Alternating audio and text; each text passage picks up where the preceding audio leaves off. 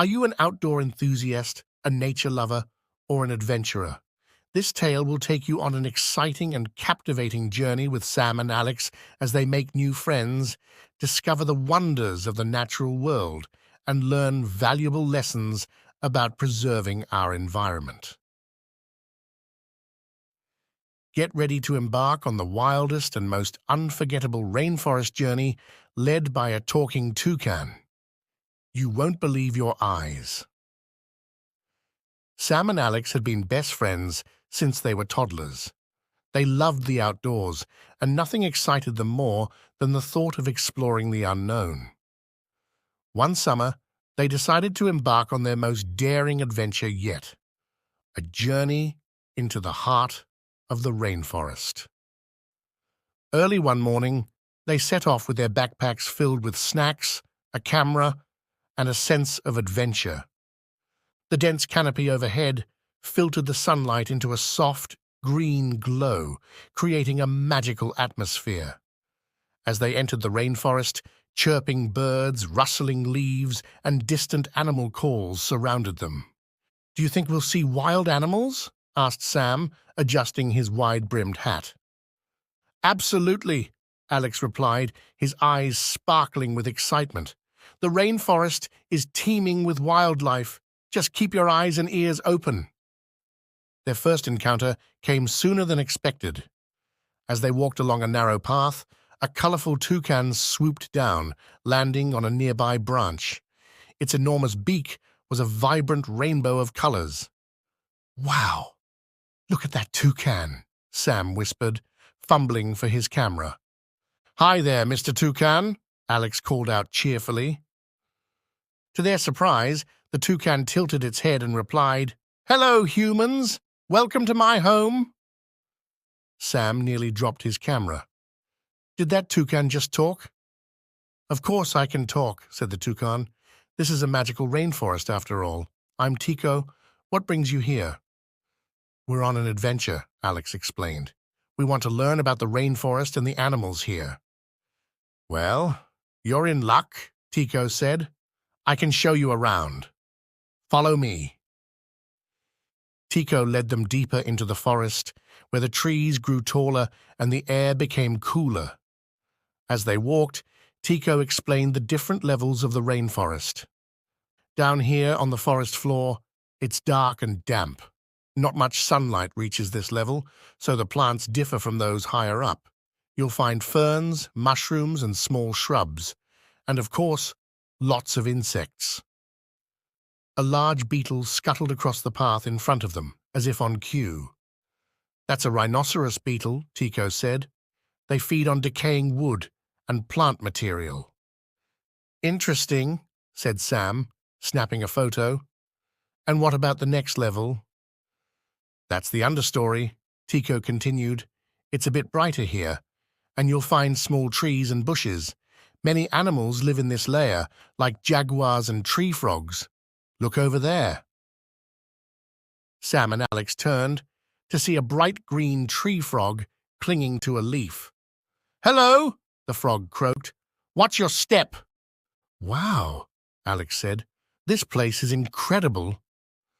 As they continued their trek, they reached the canopy, where the tops of the trees formed a dense green roof. Sunlight filtered through the leaves, creating a dotted effect. "This is the canopy," Tico explained. "It's full of life. You'll find monkeys, birds, and insects galore." Just then, a mischievous monkey swung down from a vine and snatched Sam's hat off his head. "Hey!" Sam shouted, reaching for the monkey. But it was too quick, darting into the treetops with a chittering laugh. "Looks like you've met Max," Tico said with a chuckle. "He loves playing tricks on visitors." "Max, give me back my hat!" Sam called, trying to sound stern. Max peeked out from behind a branch, hat in hand. "Catch me if you can," he taunted, swinging away. Sam and Alex burst out laughing and gave chase. Max led them on a merry chase through the canopy, swinging from vine to vine easily. Sam and Alex clambered after him, laughing all the way. Eventually, They reached a clearing where Max stopped, dangling the hat just out of reach. "All right, you win," Sam panted, grinning. "Now can I have my hat back?" Max swung down and handed the hat to Sam. "You humans are fun," he said. "Welcome to the rainforest. We like visitors who can laugh." "Thanks, Max," Sam said, putting his hat back on. "We're here to learn about the rainforest. Can you help us?" "Of course," Max said. "Follow me." Max led them to a nearby tree where a sloth was lazily munching on leaves. "This is Sandy," Max said. "She's a sloth. Sloths are experts at taking it slow and living in the treetops. They eat leaves, flowers, and fruit." "Hi, Sandy," Alex said. "You look very comfortable up there."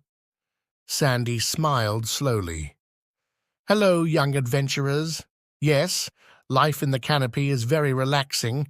Just watch out for the jaguars and harpy eagles." Max introduced them to various animals and plants as they continued their journey. They met a family of capuchin monkeys who showed them how to find ripe fruits. They watched in awe as a harpy eagle soared overhead, searching for prey. Max also taught them about the different foods each animal ate. "The jaguars are top predators," he explained. "They hunt on the forest floor and in the understory, eating anything from deer to monkeys. The tapirs munch on leaves, fruits, and twigs, and the parrots love seeds and nuts." At one point, they stumbled upon a colony of leafcutter ants, diligently carrying pieces of leaves back to their nest. "Leafcutter ants are fascinating," Max said. "They don't eat the leaves. Instead, they use them to cultivate fungus, which they eat." "Wow," said Sam. "That's incredible. The rainforest is like one big, interconnected web." "Exactly," Max said. "Every creature has a role to play, and it's important to protect this delicate balance." As the day turned to evening, the rainforest came alive with new sounds. The calls of nocturnal animals filled the air, and the friends found themselves in a symphony of croaking frogs, chirping insects, and hooting owls. Max led them to a large tree with a hollow base. "This is where you'll sleep tonight," he said. "It's safe and dry." As they settled in, a curious kinkajou peeked out from the darkness. "Hello, newcomers," it said. "I'm Kino. What brings you to our forest?" "We're here to learn," Alex said, yawning, "and to make new friends." "Well, you've certainly come to the right place," Kino said. "The rainforest is full of wonders. But for now, get some rest. Tomorrow is another day of adventure." Sam and Alex drifted off to sleep, lulled by the soothing sounds of the rainforest. The next morning, they were awakened by the cheerful chirping of birds. Tico, Max, and Kino were waiting for them. "Ready for another day of adventure?" Tico asked. "Absolutely," Sam and Alex replied in unison. Their first stop was a sparkling waterfall hidden deep within the forest. They marveled at the sight and splashed in the cool water, laughing and playing with their new animal friends. Exploring further, they learned more about the rainforest's unique features. They discovered giant trees with buttress roots, providing stability in the shallow soil. They saw epiphytes growing on other plants, thriving high in the canopy. Max showed them a cacao tree, explaining how its seeds were used to make chocolate. These pods contain the seeds, which are fermented, dried, and roasted to make cocoa. Humans love chocolate, don't they? "Definitely," Alex said. "Who knew it came from such an interesting plant?" They also encountered a troop of howler monkeys, whose booming calls echoed through the forest. "Howler monkeys are the loudest land animals," Max said. "Their calls can be heard up to 3 miles away. They use them to communicate and mark their territory." As they trekked on, they met a giant antiotter, using its long tongue to feast on ants and termites. "Antiotters have no teeth," Max explained. They depend on their sticky tongues to catch their food. They can eat thousands of insects in a day. They even found a patch of wild bananas, much to the delight of Max and the other monkeys. Bananas are a staple for many animals here, Tico said. They provide essential nutrients and energy. The friends also discovered the importance of camouflage in the rainforest. They spotted a stick insect, perfectly blending in with a branch, and a leaf mimic katydid, almost invisible against a leaf. As they journeyed on, they came across a group of indigenous people who welcomed them warmly. The villagers shared their knowledge of the forest, showing them medicinal plants and traditional crafts. One of the elders explained how they used the sap of certain trees to treat wounds and illnesses. "The rainforest is our pharmacy," he said. "It provides everything we need." The village children played with Sam and Alex, teaching them traditional games and songs. They laughed and danced together, forging a bond that transcended language and culture. By the time the sun set, Sam and Alex were exhausted but exhilarated. They had learned so much and made so many new friends. As they prepared to leave, Max, Tico, and Kino gathered to say goodbye. "We'll miss you," Tico said. "You've been wonderful guests." "I'll miss you too," Alex said, tears in his eyes. "Thank you for everything." "Remember," Max said, "the rainforest is a magical place, but it's also fragile. Tell others about what you've seen and help protect it." "We will," Sam promised. "We'll never forget our adventure here." With that, they said their goodbyes and began the journey back home, their hearts full of memories and their minds buzzing with new knowledge. As they exited the forest, they looked back one last time, waving to their friends who had made their adventure unforgettable.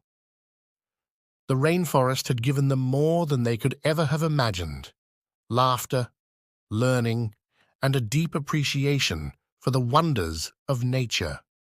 And they knew they would carry those memories with them forever, sharing their stories and inspiring others to protect the magical world of the rainforest.